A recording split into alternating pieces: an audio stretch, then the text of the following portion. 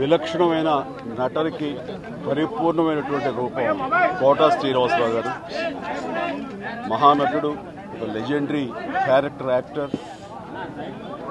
మా ఇద్దరి నట ప్రస్థానం కూడా ఒకే సినిమాతో ప్రారంభమైంది. అది ప్రాణం ఖరీదు. అఫ్కోర్స్ ఇక్కడే నారాయణమూర్తి ఉన్నాడు. నారాయణమూర్తి కూడా ఆ సినిమాతోనే ప్రారంభమైంది అనుకోవచ్చు. సో సుదీర్ఘమైనటువంటి ఈ నట ప్రస్థానంలో మా అనుబంధం వెనవేసుకుంది. అంతా ఇంత కాదు. ఆయనతో నటిస్తున్నప్పుడు తెర మీద ఆయన నటనను చూసి అద్భుతం అనుకోవడం వేరు.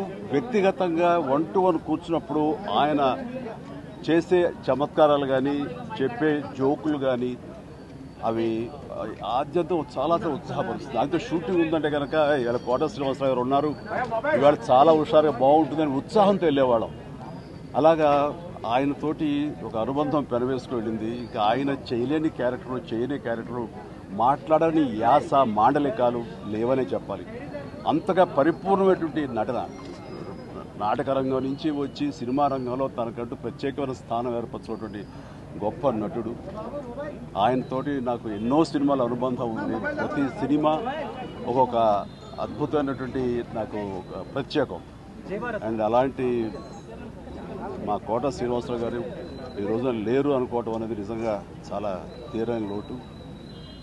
అండ్ ఇది వాళ్ళ కుటుంబానికి, పరిశ్రమకి తీరని లోటు. అలాంటి మహానటుడు, అలాంటి వైవిధ్య పాత్రలు పోషించేటటువంటి విలక్షణమైన నటుడు మళ్ళీ వస్తారని అనుకోవడం లేదు. అలాంటి నటుడు మనకు దొరకరేమో కూడా, ఉండరేమో కూడా. అది ఎవరు పూర్తి చేయటువంటి చాలా భారీ నష్టం ఈ పరిశ్రమకి. వారి ఆత్మనికి శాంతి చేకూరాలని ఆ భగవంతుని ప్రార్థిస్తూ, వారి కుటుంబ సభ్యులకి, ప్రతి ఒక్కరికి నా ప్రగాఢ సానుభూతిని తెలియజేస్తున్నాను. ఈరోజు చాలా దురదృష్టకరమైన రోజండి. మరి ముఖ్యంగా 2 రాష్ట్రాల ప్రజల కంటే నాకే ఎక్కువ ఆత్మీయుడు కోటన్న. నేను సినిమాల్లోనే కాదు, బయట కూడా ఒంటరిగా కలిసినప్పుడు కూడా, ఫోన్లో మాట్లాడుకున్నప్పుడు కూడా, ఆ సెటైర్లు యాజ్ ఇట్ ఈజ్ గా సినిమాల్లో ఎలాగైతే సాము ముంగిసలాగా అలాగే ఉండేది. నేను నిన్నగా మొన్ననే ఫోన్ చేశాను మొన్న సాయంత్రం ఒక షూటింగ్ సందర్భంగా ఫోన్ చేస్తే ఎక్కడున్నావురా అన్నాడు. వాళ్ళ దగ్గర ఉన్నా అన్న. అరే ఎప్పుడు వస్తావు అంటే రేపు వస్తానా అన్న. అంటే చాలా బాగా మాట్లాడాడు. మామూలు జోక్ సార్లేవో ఇవన్నీ ఉంటాయి కదా బాయి. ఆ సెటైర్లతోనే మాట్లాడుకున్నాము ఒక 2 నిమిషాలు. నాకు షార్ట్ రెడీ అన్నా, నేను సాయంత్రం మాట్లాడతా మళ్ళీ అని సాయంత్రం చేస్తే పడుకున్నారు. అదేదో మందు వేశాడు డాక్టర్ గారు అని చెప్పారు. పెద్దమ్మాయి చెప్పింది, కోటన్న పెద్దమ్మాయి. సరేలే నేను రేపు వస్తున్నాను చెప్పు, లేకుంటే ఎల్లుండి పొద్దున వస్తానమ్మా అని చెప్పిన. రమ్మన్నాడంట. కానీ ఈయన వచ్చేసరికి ఆయన లేడండి, వెళ్ళిపోయాడు.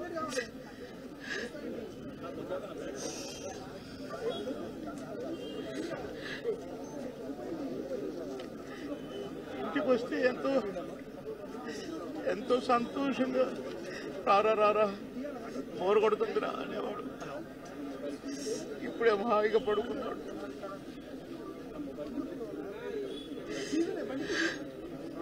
సొంత అన్నదమ్ముడు, కోటన్నకు తమ్ముడు ఉన్నాడు, కానీ నేనే అసలు తమ్ముడుగా ఫీల్ అయ్యేవాడు. ఎన్నోసార్లు ఒకే ప్లేట్లో భోజనం చేశాం. అన్నం ముద్దలు కనిపెట్టేవాడు. తినబాయ్ టైం తక్కువదిరా అని అనేవాడు. నేను ఎక్కడ ఏ ఊరిలో ఉన్నా, ఏ లాడ్జిలో ఉన్నా పక్క రూములే. మళ్ళీ ప్రొడ్యూసర్లు మొత్తుకునేవాళ్ళు, మీరిద్దరు ఒకటే రూమ్లో ఉంటారు కదా, అయితే ఆయన నీ రూమ్లో ఉంటాడో లేక నువ్వు ఆయన రూమ్లో ఉంటావు, మాకెందుకండి నష్టం చేస్తారు, ఒక రూమ్ డబ్బులు వేస్ట్ అని అనేవాళ్ళు. మా కుటుంబానికి వారికి మద్రాస్ నుంచి కూడా బాగా సన్నిహితం. మేము సుమారుగా 35-40 సంవత్సరాల వినపడుతుందమ్మా 35-40 సంవత్సరాల నుంచి మేము కుటుంబాలు కలిసి ఉండేవాళ్ళం. మా నాన్నగారికి ప్రత్యేకంగా కోటా శ్రీనివాసరావు గారు అంటే చాలా ఇష్టం. వాళ్ళిద్దరూ కలిపి చాలా సినిమాలు నటించారు. నాకు కోటా శ్రీనివాసరావు గారితో ప్రొఫెషనల్ సాన్నిహిత్యం ఎప్పటి నుంచి అంటే రౌడీ అల్లుడులో చాలా మంచి పాత్ర చేశారు ఆయన. ఆ పాత్ర పోషించిన దగ్గర నుంచి ఆయనకి కూడా కెరీర్లో ఒక మంచిది రావడమే కాకుండా సినిమా కూడా బాగా పోయింది. ఆయనతో ఇప్పుడు చాలా టైం గడిపేవాళ్ళం. ఆయనతో టైం గడిపితే తెలియదు. చాలా సరదాగా చాలా చలుక్తులు వేసి చాలా బాగా మాట్లాడతారు ఆయన. అటువంటి మా కుటుంబానికి సన్నిహితుడు. అదే కాకుండా ప్రభాకర్ గారని ఆయన అల్లుడు నా దగ్గర 30 సంవత్సరాలుగా ఉంటున్నారు. అది ఒక బంధం మాకు. అప్పుడప్పుడు ఈయన గురించి అడుగుతూ ఉంటారు. ఇవన్నీ కాకుండా వారి పర్సనాలిటీని మర్చిపోలేం. ఎప్పుడు ఆయనతోటి I look forward to spend time with him. అటువంటి ఆయన ఇవాళ లేరు. ఆయన కుటుంబానికి నా ప్రగాఢ సానుభూతి తెలియజేస్తాను.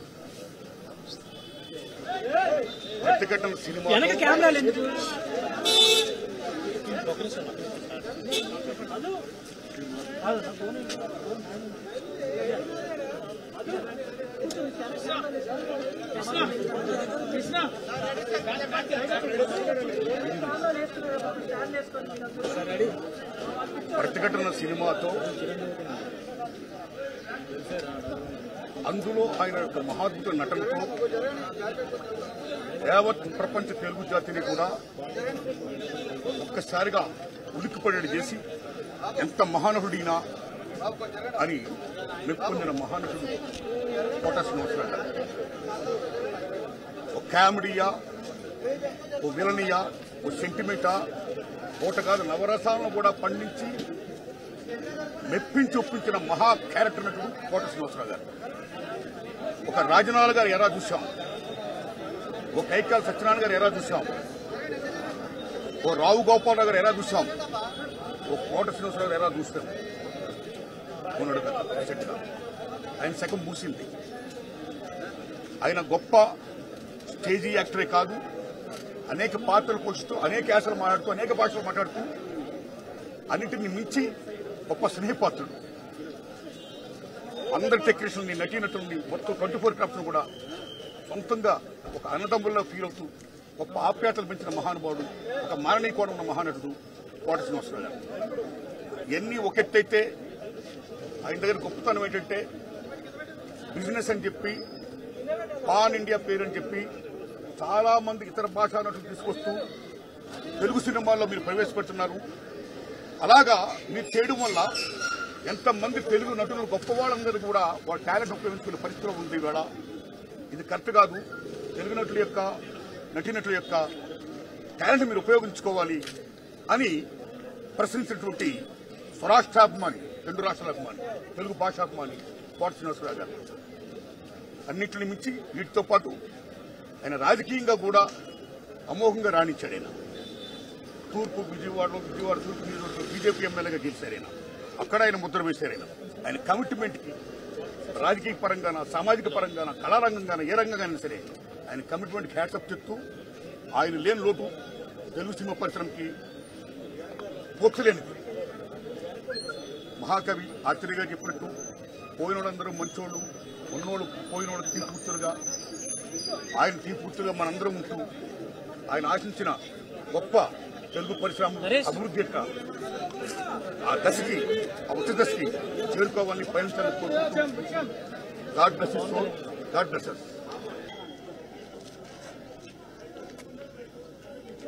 మానవతావాది, విలక్షణమైన పాత్రలను పోషించి మెప్పించి ప్రజల యొక్క అభిమానాన్ని పొందిన మహానటుడు. వందలాది సినిమాలో నటించి అటు విలన్ పాత్రలో ఇటు విలక్షణమైన యాక్టర్ పాత్రలో ఆఖరి వరకు కూడా ఆయన సినిమాలో కనబడితే కాస్త హాస్యం పడుతుంది అనే విధంగా వారి సినిమాలు ఉండేవి. దాంతోపాటు వారు హయాంలో భారతీయ జనతా పార్టీలో చేరి విజయవాడ నగరం నుంచి శాసనసభ్యుడిగా ఎన్నికై ఇక్కడ కూడా చురుగ్గా కార్యక్రమాల్లో పాల్గొంటుండేవాడు. ఆ మధ్యకాలంలో వారి కుమారుడు అకాల మరణంతో ఆయన బాగా కుంగిపోయాడు.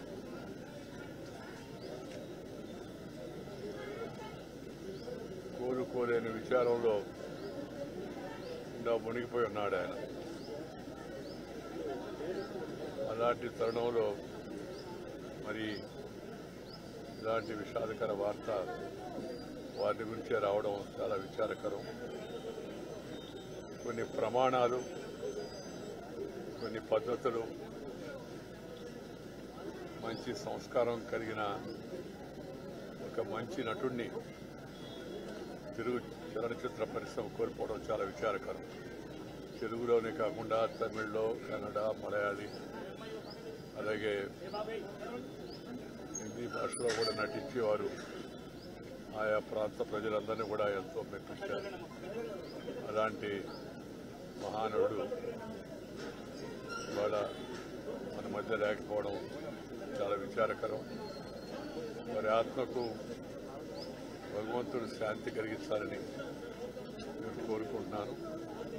మరి కుటుంబ సభ్యులందరికీ నా హృదయపూర్వకమైన సానుభూతి తెలియజేస్తున్నాను. అందరికీ నమస్కారం. తెలుగునాటే కాదు, యావత్ భారతదేశం కూడా మహానటుడిని కోల్పోయింది.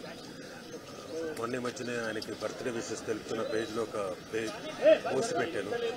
ఇంతలోనే 2 రోజులు దాటంగానే ఇలాంటి వార్త వినడం నిజంగా చాలా బాధాకరంగా ఉంది. కాకపోతే ఆయనతో కలిసి నటించినందుకు నాకు చాలా ఆనందంగా ఉండింది. ఎంతసేపు ఆయన తెలుగు భాష గురించి, తెలుగు నటుల గురించి, తెలుగుని ఎంత అభివృద్ధి చేయాలా అన్న దాని మీదే తపన పడుతుండేవాడు. అందరికీ చెప్తుండేవాడు. అందరిని పిలిచి నాయన రా, ఇలా కాదు, మా అసోసియేషన్ ఎంకరేజ్ చేయండి, ఇక్కడ వాళ్ళకి పని కల్పించండి అని చెప్తుండేవాడు. ఆయన తాపత్రయం, ఆయన అంత వయసులో కూడా ఇంకా నాకు నటించే ఓపిక ఉందిరా, నేను ఐఎమ్ రెడీ టు యాక్ట్, పని కల్పించండి రా బాబు, పిలిపించు, ఎక్కడైనా వచ్చి చేస్తానని చెప్తుండేవాడు. ఆయన ఆత్మకు శాంతి చేకూరాలని కోరుకుంటూ. కోట గారు 4 దశాబ్దాల ఒక ప్రయాణం సినిమాలో. నేను తెలుగు ఇండస్ట్రీకి వచ్చే ముందు బెంగళూరు నుంచి ఆయన సినిమాలు చూసేవాడిని. ఆయన తీక్ష్ణత, ఆయన ఇంటెన్సిటీ చాలా ఇన్ఫ్లుయెన్స్ చేసింది. ఆ తర్వాత వచ్చి 2-3 దశాబ్దాలుగా ఆయనతో పనిచేసిన అనుభవం, ఎన్నో సినిమాలు. చాలా విశిష్టమైన వ్యక్తి, అందరికి నచ్చడు. ఎందుకంటే నాకు తెలిసి ఎవరిని మెప్పించే ప్రయత్నం చేయలేదు ఆయన. అద్భుతమైన నటుడు. ఎందుకంటే ఆయనకంటూ ఒక అవగాహన ఉండేది, ఆయనకంటూ ఒక సటైర్ ఉండేది. పరిశ్రమలో మనం చాలా మంది నటులను చూస్తాం, కానీ ఏదో ఒక డైలాగ్ రాసిస్తే దాన్ని అలాగే చెప్పడం కాదు. దాని వెనక ఆయనకున్న ఒక సటైర్ ఉండేది, ఒక అవగాహన ఉండేది. ఆయనది ఒక ప్రెజెన్స్ నాకు చాలా నచ్చేది. ఆయన ఎవరిని వదిలిపెట్టాడు. ఎలాంటి మనిషి అంటే అనయ్య అంబేద్కర్ అనే సినిమా రిలీజ్ అయ్యింది, ఎందుకో జనాలు చూడట్లేదు అంటే ఏం లేదు ప్రకాష్, అది ముందు అంబేద్కర్ ఒక కటౌట్ పెట్టారు, ఆయన అక్కడెక్కడో చేయి చూపిస్తుంటే అక్కడ వెళ్ళిపోయారు అంటే ఎటకారం కాదు అది. అలాంటి మంచి సినిమా చూడరు వీళ్ళు అనే ఒక ఆవేదన ఆయనలో ఉండేది. ఆయన నిరంతరంగా ఆయనలో చూసింది నేను తెలుగు భాష, తెలుగు నటినటులు, తెలుగు ప్రతిభలకి అంత పెద్ద ఎత్తున ఛాన్స్ దొరకట్లేదు. కొందరికి అది కుళ్ళు అనిపించేది, బట్ ఆయన ఆవేదన చాలా నిజమైందని నాకు అనిపించింది. ఒకసారి ఎవరో అడిగారు, ప్రకాష్ రాజ్ గారు పరభాష నటుడు కాదంటే కాదండి, బట్ ఆయన తెలుగు నేర్చుకున్నాడు కదా, మనోడు అయిపోయాడు కదా. ఆయనకు అది ఒకటి ఉండేది, ఎందుకంటే నా భాషని తప్పుగా ఎవరో పలకరిస్తారు, అనవసరంగా మన అవకాశాలను తీసుకెళ్ళిపోతారు అని చాలా నచ్చింది ఆయనది. సెటర్లు నా మీద కూడా వేసేవాడు ఆయన. నేను చాలా హ్యాపీగా దాన్ని తీసుకునేవాడిని, ఎందుకంటే ఆ పెద్దరికం ఎవరి గురించి అయినా ముక్కుసూటిగా కమెంట్ మాడొచ్చాను చేసే చను ఆయనకి సంపాదించుకున్న వ్యక్తి. పోయిన సంవత్సరం షూటింగ్లో నేను, ఆలీ, బ్రహ్మానందము, బ్రహ్మాజీ మనమందరూ ఉన్నప్పుడు నాకెందుకో ఆయన చాలా గుర్తొచ్చి ఎక్కడా కోటగారు అన్నా. లేదు ఈ మధ్య ఆయనకు ఒంట్లో బాగాలేదు, కొన్ని రోజులు సినిమా చేయట్లేదంటే నేను ఫోన్ చేశాను, ఏం చేస్తున్నావు? ప్రకాష్ చెప్పు. అలా కాదు, ఒంట్లో బాగాలేదన్నారు, షూటింగ్ లేదన్నారు, ఇంట్లో ఏం చేస్తున్నారు, బండి పంపిస్తాను రండి అన్నారు. ప్రొడక్షన్ నుంచి బండి పంపించాను, ఆయన వచ్చారు. వచ్చి సరదాగా ఆయన మన సెట్లో కూర్చొని మాట్లాడుతూ బ్రహ్మానందంగా అందరితో మాట్లాడి ఆనందం చూశాను. నేను ఫోన్ చేశాను, ఈవినింగ్ వెళ్ళాడు. ఆ తర్వాత కూడా కొన్ని 3 సార్లు నేను ఏదో అవసరం ఉన్నప్పుడు ఫోన్ చేస్తే మాట్లాడేవాడు. చాలా అద్భుతమైన నటుడు. తెలుగు సినిమా, తెలుగు జాతి గర్వించదగ్గ ఒక కళాకారుడు. ఆయన చేయాల్సింది, ఆయన పాత్రలు మనం మర్చిపోలేము, ఆయన సటైర్లు మర్చిపోలేము. తన జీవితంలో ఇంట్లో చాలా పెయిన్ చూసిన ఆ నొప్పిని ఎప్పుడు బయట ఒక మెలోడ్రామాగా ఆయన వాడుకోలేదు. తనంటూ ఒక వ్యక్తిత్వం. అలాంటి వ్యక్తులు నాకు చాలా ఇష్టం, ఎందుకంటే అజాత శత్రువుగా అందరికీ నచ్చే బతకడం కన్నా నేను ముక్కుసూటిగా మాట్లాడతాను, ఎవరైనా పట్టించుకోను అనే ఒక వ్యక్తిత్వం ఉంది కదా, అది చాలా అరుదు. అలాంటి ఒక అద్భుతమైన వ్యక్తిత్వం, అద్భుతమైన కళాకారుడు. Will going to miss him. But ఆయన మన తెలుగు పరిశ్రమకి, ప్రేక్షకులకి ఇచ్చిన అద్భుతమైన పాత్ర. ఆ మూలంగా ఆయన చేసిన పనులు, ఆయన చెప్పిన కథలు ఎప్పుడూ గుర్తుంటాయి. థ్యాంక్ యూ కోటా గారు for everything. Love you. Kota శ్రీనివాసరావుతో చాలా తక్కువగా వర్క్ చేసే అవకాశం దొరికింది నాకు.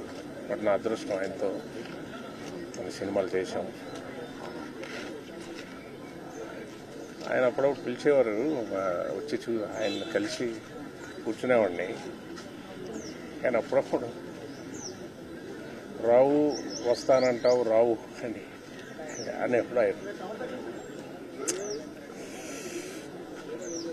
3 నెలల ముందు కూడా ఆయన కలుద్దాం అనుకొని ఎందుకో ఇలా నెగ్లెక్ట్ చేసిన, అసలు ఇది ఇలా వస్తుంది అనుకోలేదు, ఈ న్యూస్ ఎప్పుడు ఊహించలేదు. ఆయన చాలా హెల్తీగా ఆయన మారిపోయారు, చాలా బాగానే ఉంటుంది. 3 months ముందు వచ్చి ఒక్కసారి కలుస్తాం కలిసి, అది బాగా నాకు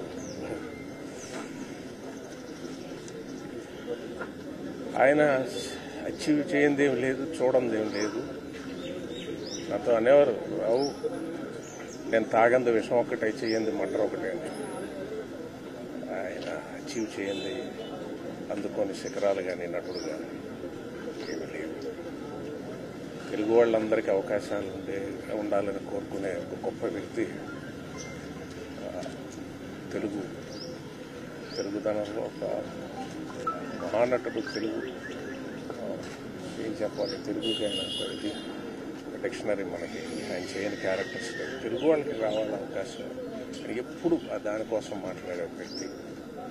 ఎప్పుడు కలిసినా ఆ ఫైర్, ఆ ఎనర్జీ అంత అచీవ్ చేసి, అన్ని క్యారెక్టర్స్ చేసి, అంత ఎదిగి, ఎప్పుడు యాక్టింగ్ గురించి, ఫైర్ గురించి, ఇలా చేశాడు వాడు, అలా చేశాడు, ఇలా చేయాల్సింది, ఇదేంటి నేను ఇచ్చేసాను, నటన గురించి 24 గంటలు అంత ఫైర్ ఆయనకి. అంత ఏజ్లో కూడా ఎలాగుంది ఆయన ఒక ఆశ్చర్యం, ఇన్స్పిరేషన్ ఇచ్చే ఒక మహానటుడు. ఆయన అంటే ప్రతి ఇండస్ట్రీలోని తమిళ ఇండస్ట్రీలో వచ్చి హిందీ ఇండస్ట్రీ కోట శ్రీనివాసరావు అంటే ఈస్ లెజెండ్. ఒకటి ఏంటంటే ఆయన ఇంకా అచీవ్ చేయడానికి లేనంత స్థాయిలో ఆయన చేసిన పాత్రలు ఆయన్ని ఒక ఇలా చూడాల్సి వచ్చింది. ఆయనకి ఆయన ఆత్మ శాంతి కలగాలి. కోటమావ గారు, మీరు ఎక్కడున్నా మీ విలక్షణమైన శైలిలో అందరినీ నవ్విస్తూ అందరినీ ఆలోచింపచేస్తూ ఉండే మీ నైజం ఎక్కడైనా ఉండాలని, స్వర్గంలో కూడా మీరు అదే పని చేయాలని మనస్ఫూర్తిగా కోరుకుంటూ, అహనా పెళ్ళంట మీ అల్లుడిగా ఎప్పటికీ నేను ఇలాగే ఉంటానని మరొకసారి మనవి చేస్తూ, మీరందరూ కూడా కోట శ్రీనివాసరావు గారికి శ్రద్ధాంజలి ఘటించాలని మనస్ఫూర్తిగా కోరుకుంటున్నాను.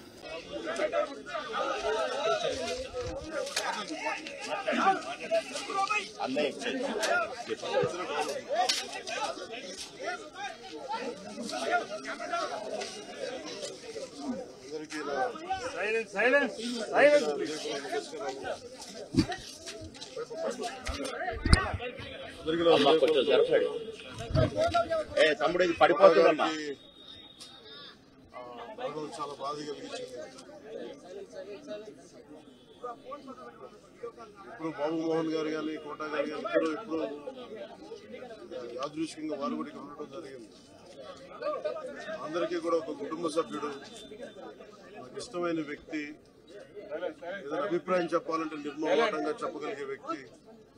ఆయన్ని చిత్ర పరిశ్రమ కోల్పోవడం చాలా లోటు, చాలా వెలితి ఉంది. ఇది లాస్ట్ మేము అథారిటీ దారేది యాక్ట్ చేసేటప్పుడు కూడా ఆయన నాకు ప్రత్యేకించి ఒకటే చెప్పారు, మీరు ఇబ్బంది పడుతున్నారంటే నేను చనిపోయే వరకు యాక్టింగ్ చేయాలనుకుంటున్నాను.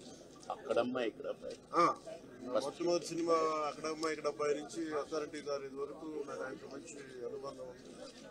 ఇప్పుడు 10 మంది బాధను ఆకాంక్షించేవాళ్ళు. ఆయన ప్రత్యేకించి నేను అడిగాను, మీరు ఇంత ఈ వయసులో ఇబ్బంది పడలేదు. లేదు, నాకు నా కష్టాలను అధిగమించడానికి నాకు నటనే నాకు మరుపుది. నాకు చాలా ఇదిగా చెప్పారు, నాకు బాగా కదిలించేసింది. అలాంటి వ్యక్తి ఎంతమంది పరిణి చెందిన నటులు ఉన్నా కానీ ఆయన విశిష్టమైన శైలి, గొప్ప నటులు. ముఖ్యంగా బాబు మోహన్ గారు, ఆయన కాంబినేషన్ మటుకు మేమందరం విపరీతంగా ఎంజాయ్ చేసేవాళ్ళం.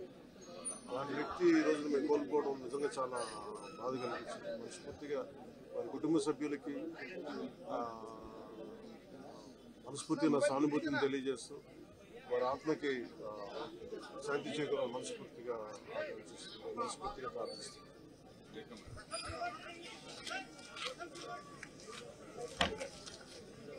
కళ్ళు కలవాలో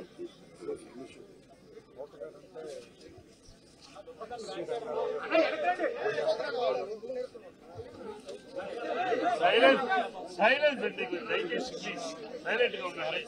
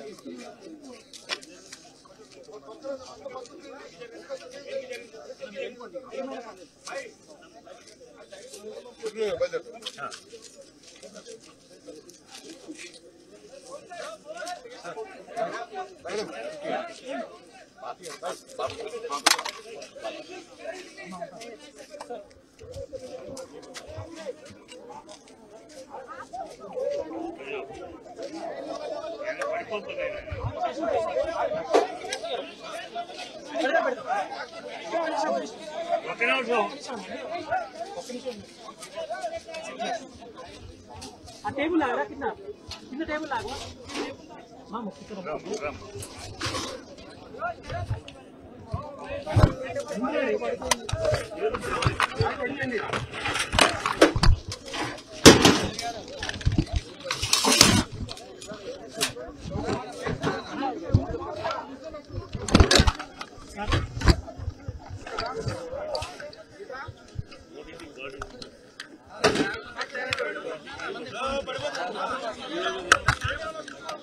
అన్న సార్ సార్ చిట్టి గారు ఒక్క నిమిషం అండి, ఒక్క సెకండ్ నేను సెట్ చేస్తా.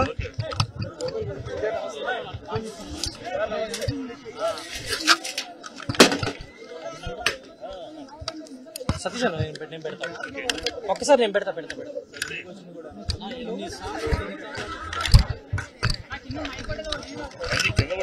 అదే అని నేను పెడతాను. చాలు ఇంకొద్దు ఒకసారి వదిలే.